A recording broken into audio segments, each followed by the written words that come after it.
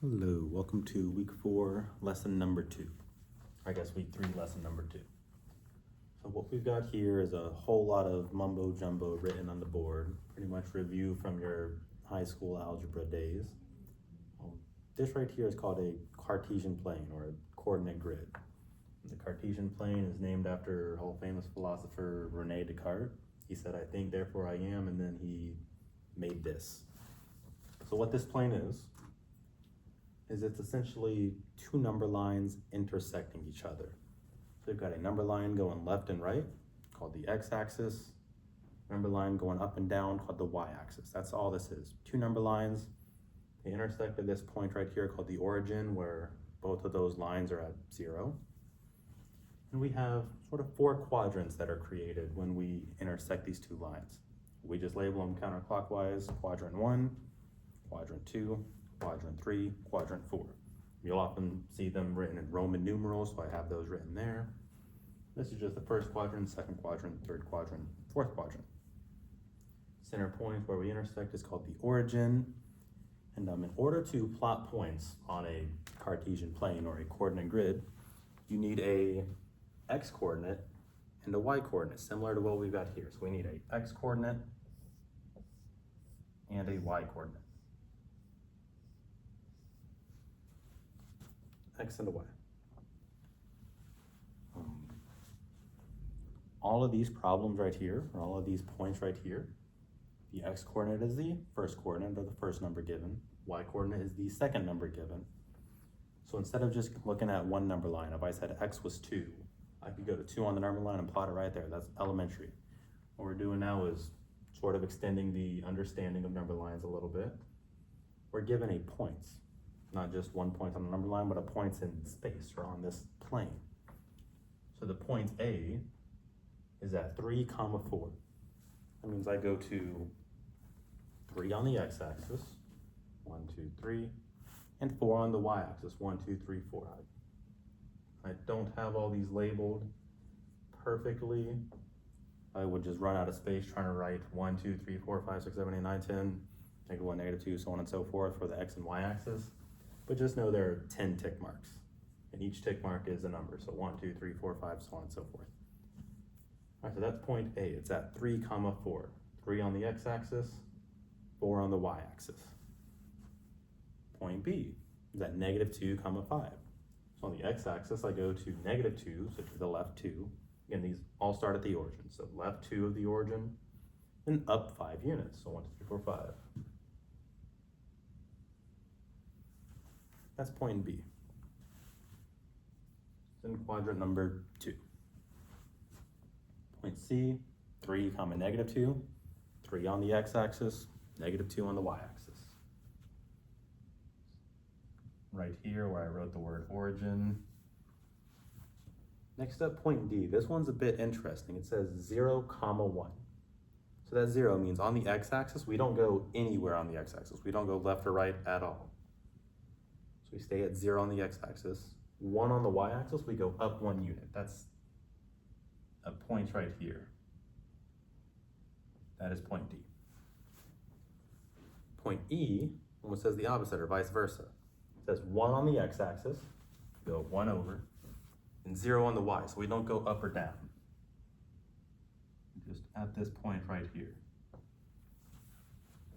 Point F, I've actually got that one labeled already. It is the origin, or we don't move anywhere on the x-axis, don't move anywhere on the y-axis. This is point F. Finally, point G, if we wanted to plot this point. 3 over 2, 5 over 2, that doesn't mean go 3, 2, and then 5, 2, and try and triangulate something. These are two fractional values. And 3 over 2 is just 3 divided by 2, or 1/2. So point G is 1.5. 5 over 2 is just 5 divided by 2. That's 2/2, or 2.5. So if we were to try and label that point, again, we do have to guesstimate here because our graph isn't perfect, but 1.5 on the x-axis, it's going to be in between 0 and 1, roughly right here.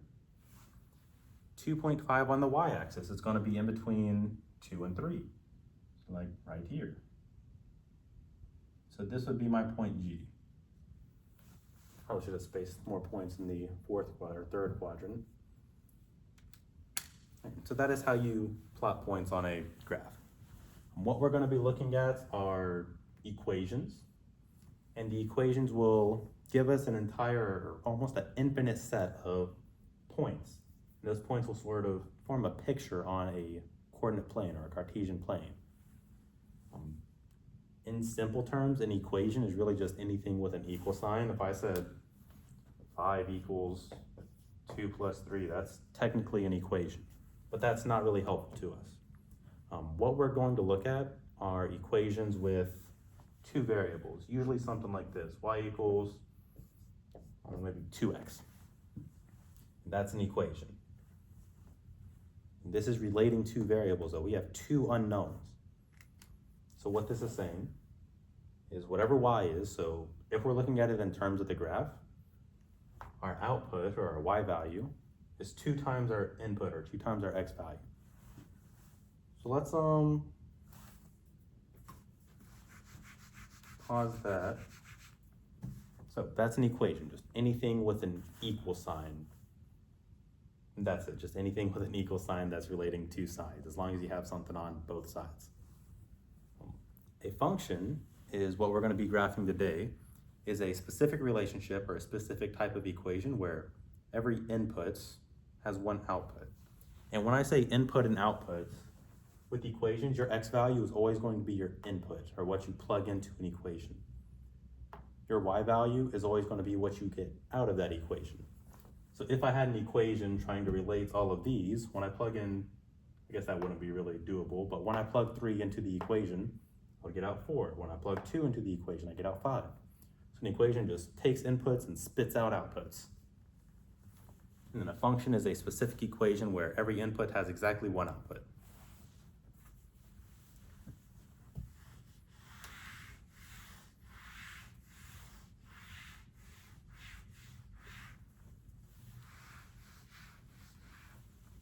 Let's see if I can't keep this graph so I don't have to write it again.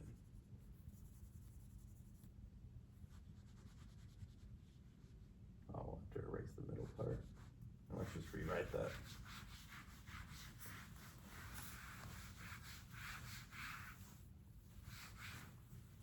Okay, so before we move on to fancy graphs and functions and graphs together, we're going to look at just an example of a function. Let's say we have a kid and they're trying to start a lemonade stand.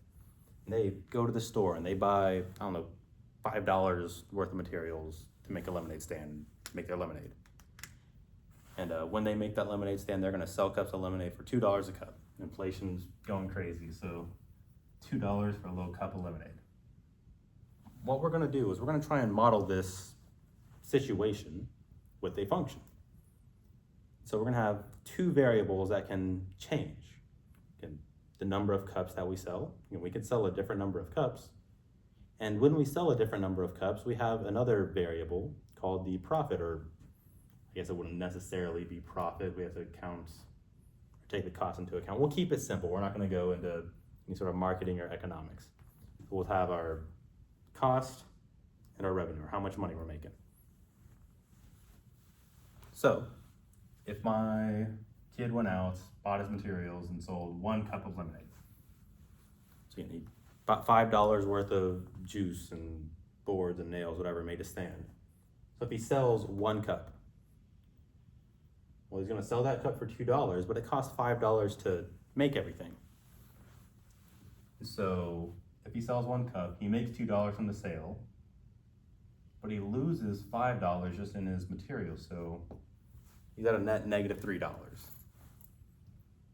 Well, that's not good. Let's see what happens if he plugs or sells 2 cups of lemonade. He sells 2 cups of lemonade. It was $5 for all the materials. These 2 cups of lemonade, they sell for $4. And then again, that $5 initial cost of just building everything. So he's still in the red. He spent more money than he's made. If I sell 3 cups, or my kid sells 3 cups, those 3 cups of lemonade are $2 a cup, so he's made $6. Subtract the initial materials. Well, yeah, he made $1. He sells Let's just jump up to 10 cups. He sells 10 cups. He made $20. And that $5 startup cost just to buy everything was $5 taken out of his profit, so that's $15 that he's made. And so as we go up higher and higher and higher with our inputs, so again, the number of cups we sell in this case would be our inputs, our outputs or our profit increases. And we are just gonna assume that it's $5 for all the materials. That way we're not doing anything crazy fancy.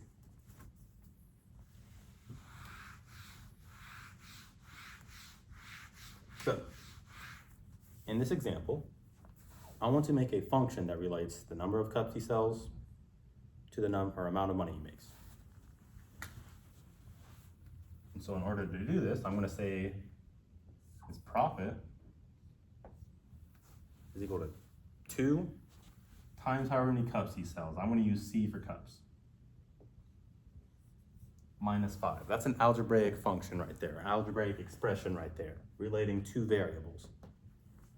So it says my profit, 2 times the number of cups I sell, minus 5, minus that startup cost. Now if I do 1 cup, so my profit is 2 times 1 minus 5. That's all this algebraic expression is saying, or algebraic function is saying. 2 times 1 is 2, minus 5 is negative 3. If I sell 1 cup of lemonade, my profit's negative $3, just like I saw before. And so what I'm gonna do is I'm gonna get a couple of points. I'm gonna see what happens if I sell 0 cups. So if C equals 0, my profit is negative $5. If C is 1, I saw my profit was negative $3. If C is 2, again, that was in that previous example when I sold 2 cups, profit is negative $1. Equals 3, profit is positive $1. If I sell 4 cups, 4 times 2 is 8, 8 minus 5, 3. So on and so forth. So when I plug in 5, 5 times 2, 10, minus 5 should get out 5 as well. All right, so this is a function, and now what we're gonna do is we are going to graph this. Now, since we're in a math class, we're just gonna use the general variables X and Y for almost everything. But just know you can use any other variables. You can use C for the cups, P for the profit, so on and so forth. Use R for revenue, S for sales. The variables don't really matter too much. What really matters is your input and your output. So I'm gonna write this equation or function in a different way. All right, Y equals 2X minus 5. And now I wanna graph that on the Cartesian plane, get a picture of what's going on with my sales.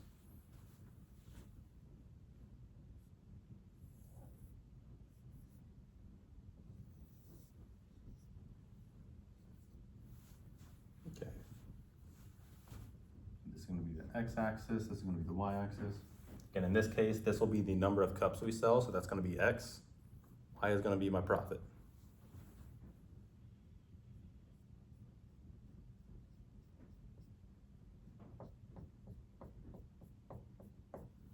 I'm gonna hold off on the negative part of this equation just for now. I guess we'll do the negative y-axis. Go down to 10. So 10, 10, negative 10 on this number line. So I saw if I sold 0 cups, if I didn't sell any lemonade, my profit was negative $5. So that points would be 0 for X, negative 5 for Y. So that point is 0 on the X-axis, 1, 2, 3, 4, negative 5 on the Y-axis. If I sold 1 cup, then I make negative $3, as I saw before. If I plug 1 in for X, 1 times 2 is 2, 2 minus 5 is negative 3. If I plug in 1 for X, get out negative 3. If I plug in 2 for X, get out negative 1, negative $1. If I plug in 3 for x. Finally starting to break even, get out positive 1. I plug in 4, end up getting out 3.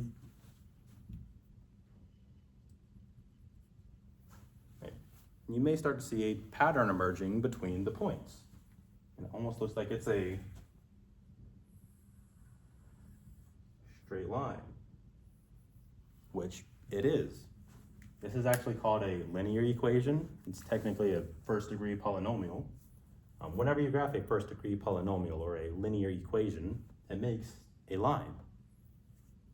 So, technical terms, this 2 is known as our slope, and this -5 is our y-intercept, but we'll get into that more a bit next week. So, 2x minus 5.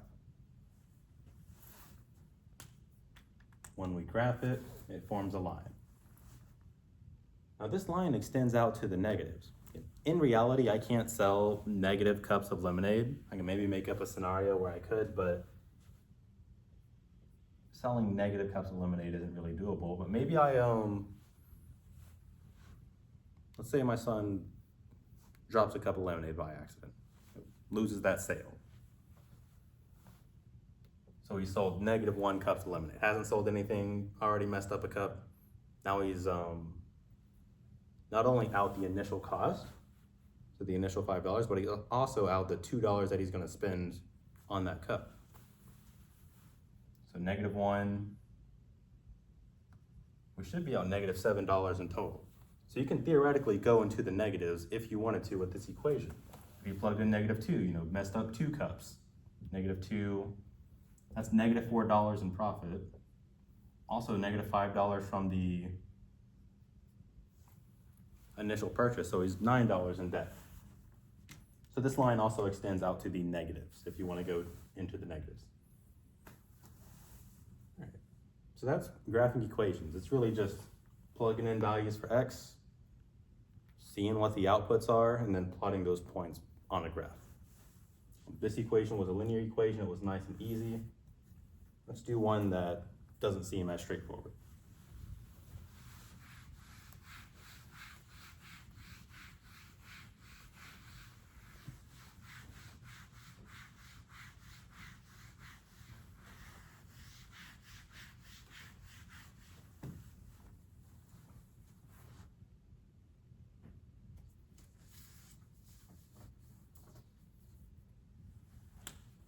For our next example, we are going to do y equals x squared minus 3.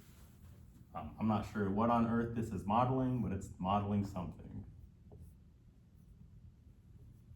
Some sort of situation is modeled by this function, and we want to graph it, just get a picture of what's going on with that function. So again, I'm gonna make my x and y axis. I'm only going to 10 and -10, but sometimes you may need to go even farther than that. 1, 2, 3, 4, 5, 6, 7, 8, 9, 10.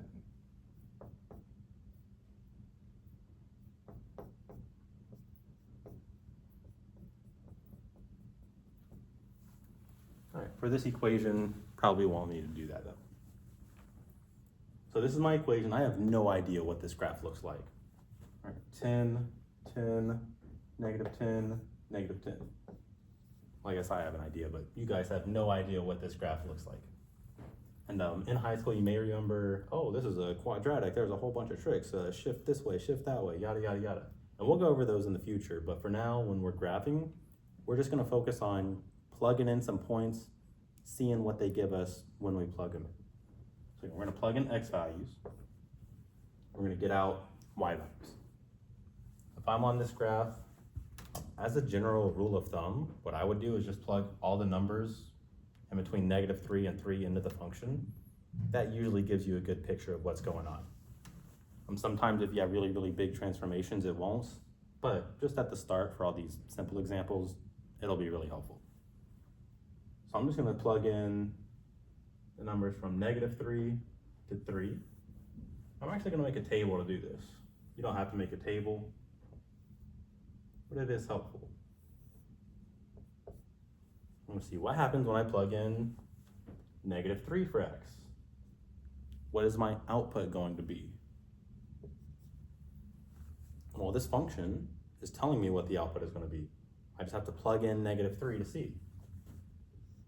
Or sorry, into x. I meant to c as into c, S-E-E, but that could get confusing if we had a different variable. So I'm going to plug -3 into x to see what it will give me. So -3 squared minus 3. All right, so when I plug -3 in, so if x is my input, I want to figure out where on earth does this lie? Is it down here? Is it up here? Is it right here? Is it right on the x-axis? So on and so forth. So if I plug in -3, -3 squared is 9. 9 minus 3, that means y equals 6. So I plug in -3, I get out 6. That is a point. It's the points -3, comma 6. It's 1, 2, 3, 4, 5, 6. Ooh, the scale is terrible. This graph might start to look really ugly.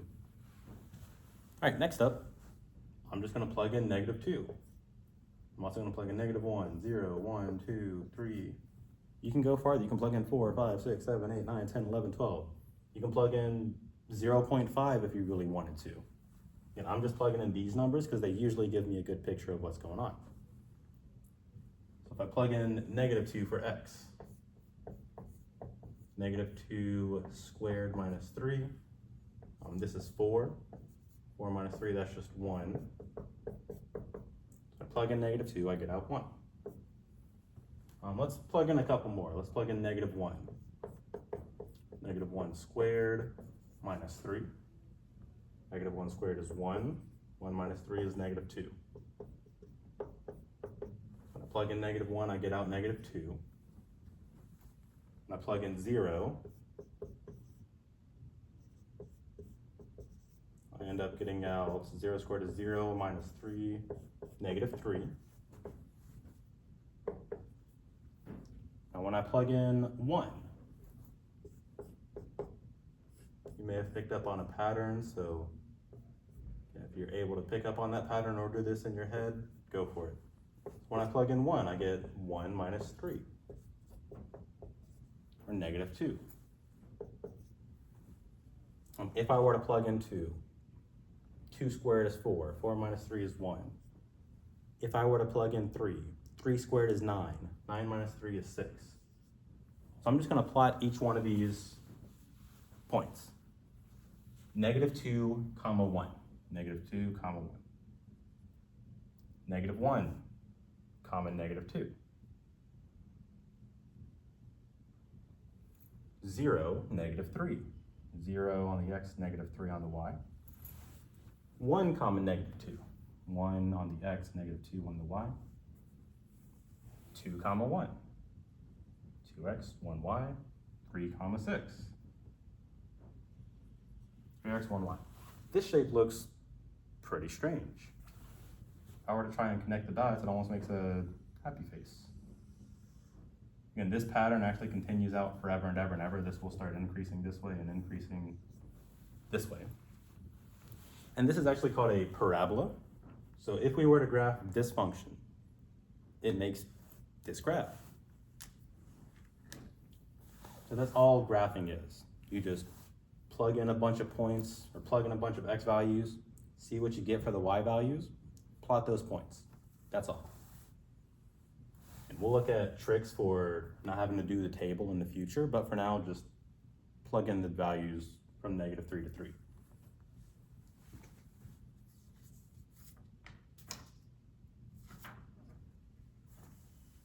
We've got a few more examples, so let's do 2 more.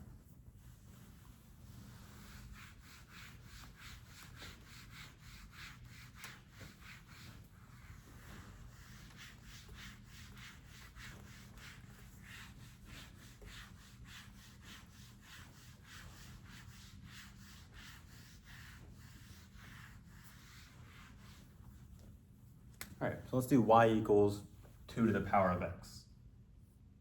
Get another function. It looks crazy. So 2 to the power of x, and we want to graph that.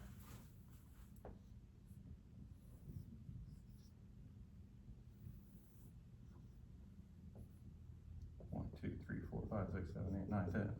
1, 2, 3, 4, 5, 6, 7, 8, 9, 10.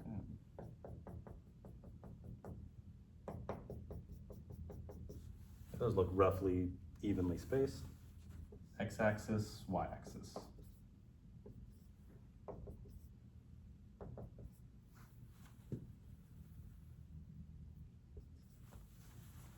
So if I want to plot this function, same thing.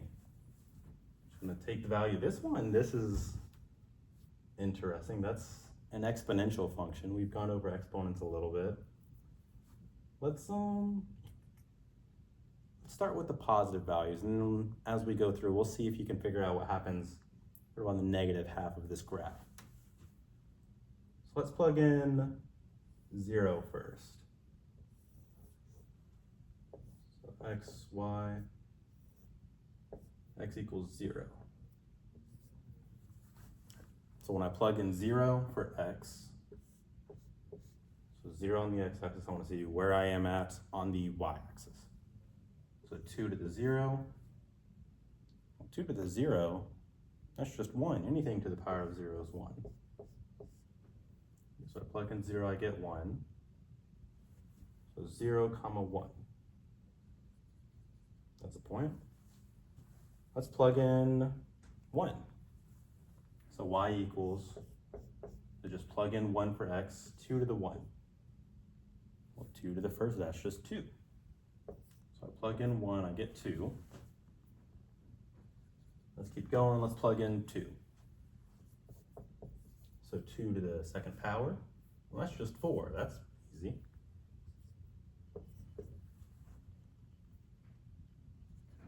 So it's almost looking like that quadratic, or that function that we just did.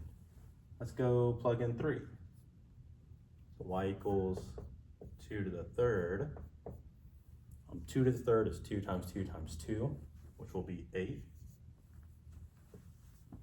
This one grows really fast, actually. And if you wanted to plug in 4, you could. Let's actually do that. If we plug in 4, we end up getting 16. That's way, way up here. It's beyond the boundaries of the graph that I wrote. Okay, so it's looking like it's increasing really, really high. Does that mean it's gonna decrease really, really low down here? Let's plug in some numbers and figure out. So if I plug in -1, we'll see what happens here. Y equals 2 to the power of -1. Now this is a negative exponent. We have to use our negative exponent rule. The negative exponent rule says, if I have 2 to a negative power, that's the same as 1 over 2 to the positive version of that power. So 2 to the -1 is 1 over 2 to the positive 1. Well, that's just 1/2. So if I plug in, 4/16, plug in -1, I get 1/2, or 0.5. Let's do this as a decimal. So if I plug in -1, I get 1/2, which is right here, in between 0 and 1. Let's plug in -2.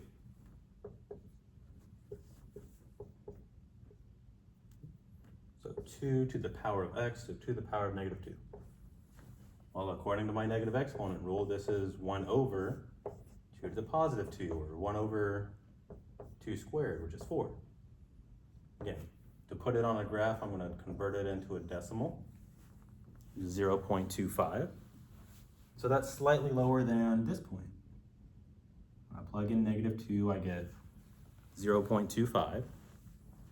Let's plug in -3. I have to extend our table a little bit. Plug in y equals 2 to the -3. We get negative exponent rule.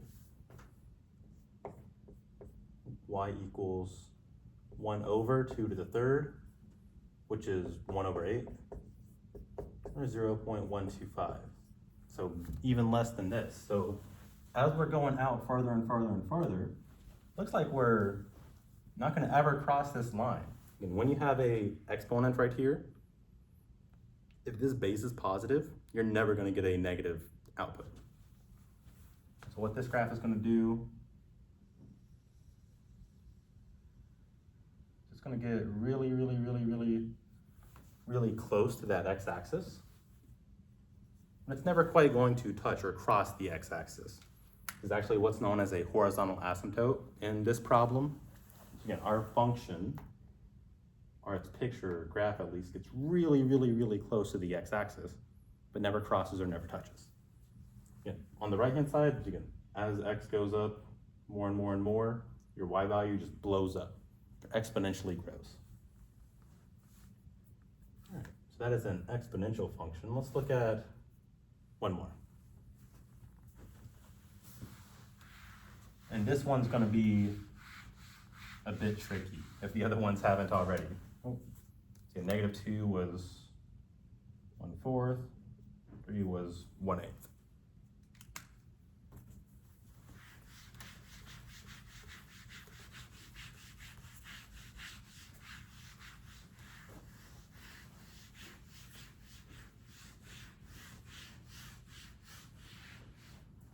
All right, last graph, we'll do y equals the square roots of x. And now this function is a bit tricky. So let's try and graph.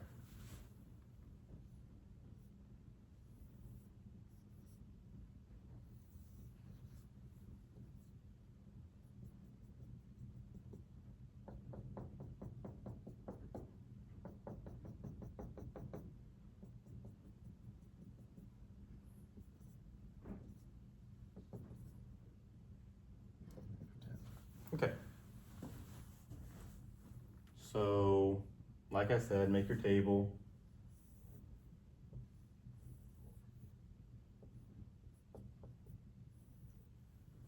And we'll just plug in the values -3 to 3. -3, -2, -1, 0, 1, 2, 3.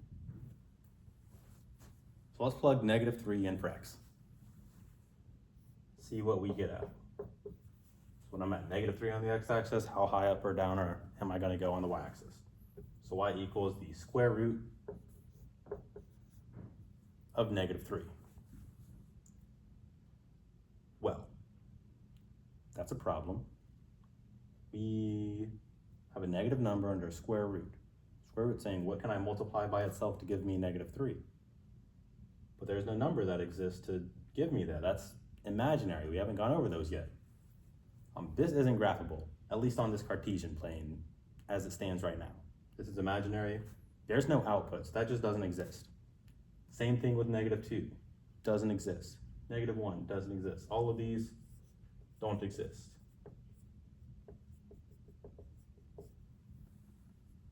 So this graph doesn't go into the negatives.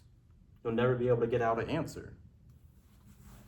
So let's try with our 0 and then the positive numbers. We'll do that. What happens if I plug in 0? And y equals the square root of 0. Well, 0 times 0 is 0, so square root of 0 is 0. That means when I plug in 0 for x, I get out 0 for y. So there's a point right here, nice at the origin. Okay. So that's something. Next, let's do 1. Y equals square root of 1. This one, what number times itself gives me 1? Well, that could be 1. But I run into a sort of problem here. There's another number that multiplies by itself to give me 1. And that's -1. And so that's an issue. If I plug in 1 for x, I can get out +1 for y, or I can get out -1 for y. That's an issue. We're gonna deal with that in a second. If I plug in 2, so we'll say 1, I don't know why I made the table this small, just imagine that right there. Y equals the square root of 2. X square root of 2, this one you'll probably need a calculator to do. It's gonna be like roughly 1.403 ... or -1.403 ... So it's gonna be something right here or right here. Let's ignore 3 because that's gonna be a long ugly decimal 2. Let's plug in a nicer number. So let's cherry pick the numbers because we can do that. Pick 4, as long as we get the right shape. So let's see what happens when I plug in 4. I know that one's a perfect square, so that's gonna be nice. I do the square root of 4, and that's gonna be 2, or it's gonna be negative 2. So, can I put that? Yeah, 2 comma negative 2. So when I plug in 4, I can either get 2, or I can get negative 2. And so this graph is really strange. It sort of forms a sideways looking U thing. This is not a function. Yet each input doesn't have one output. And you can think of functions almost like vending machines. Again, if I have a vending machine and I hit A2 on the vending machine, and it says, oh, you could either get a honey bun or you can get a coffee if you hit A2. That's not a good vending machine. I want A2 to be linked to exactly one output. I want every input I put into the function to be linked to only one output. In this case, if I plug in 1, I could get positive 1 or I could get negative 1. If I plug in 4, I could get positive 4 or negative 4. I don't want a function that does that. So this is not a function as it stands. For this specific one, we can cherry pick a little. What we're gonna do is we're gonna say that this is the principal square root. So it's not just the square root, it's the principal square root. So instead of taking the positive and negative value, we're just gonna take the positive value. Not even gonna look at the negative one. Pretend it doesn't exist. Out of sight, out of mind.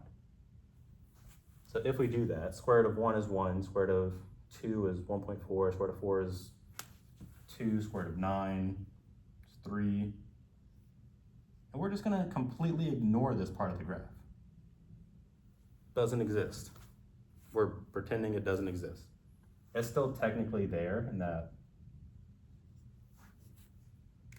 if you take the square root of something, you can get that.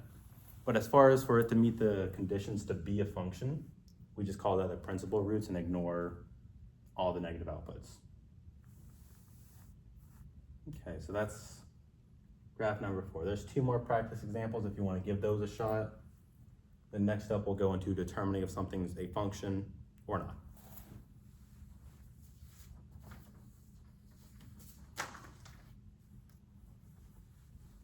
So there's lots of ways to look at functions. One is the vending machine analogy I just used. We'll stick with that. Again, what a function does is it takes every input you give it and gives a unique output.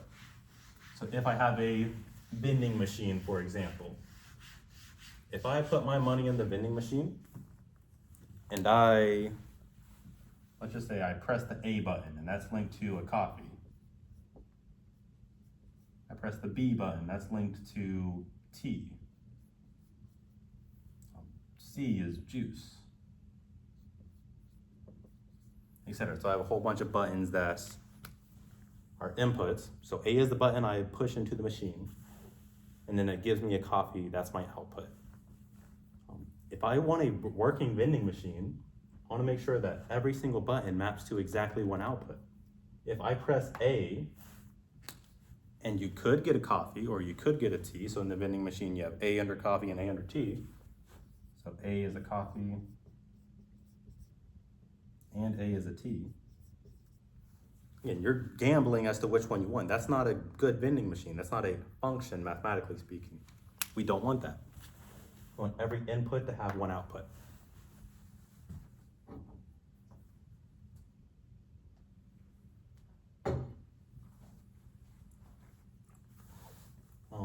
If you have things vice versa, so for example,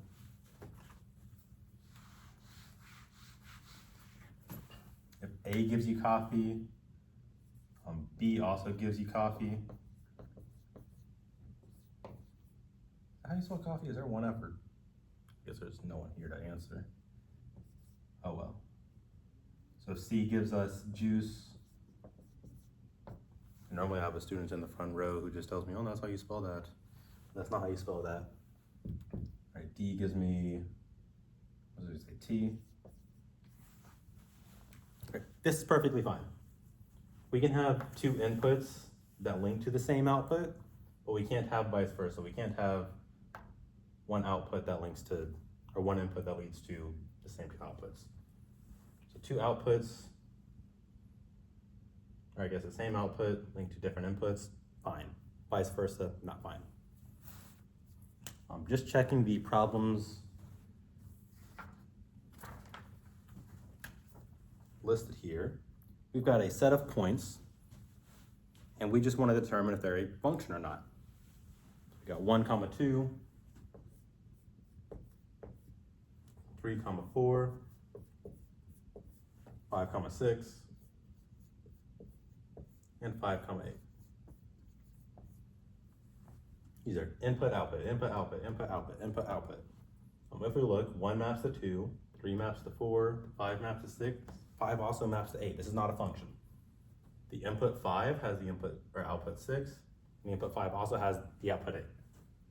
No. We just say it's not a function. If you're given a graph, this is just going to be a really, really rough sketch. So the first graph almost looks like a eye or a football. Again, a trick for testing if a graph is a function or not